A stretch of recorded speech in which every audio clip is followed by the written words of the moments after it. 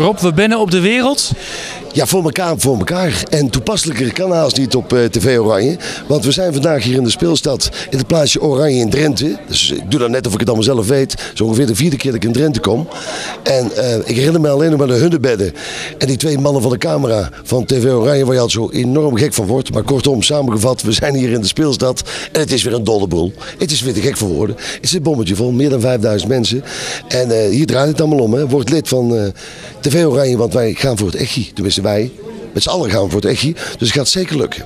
Nou ben ik niet per uitstek of per definitie een carnavalsartiest.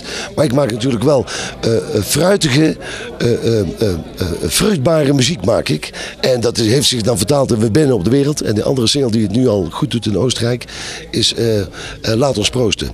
Dus bij deze laat ons proosten. En vooral op dit geluk. En voor de rest gaat het allemaal goed komen. Waarom is RTV Oranje zo belangrijk voor de artiesten? Nou, omdat, kijk maar, voor de kijkers thuis, je kunt het net niet zien, maar hier staat een hele rij. En die hebben allemaal de moeite gedaan natuurlijk om af te reizen naar TV Oranje.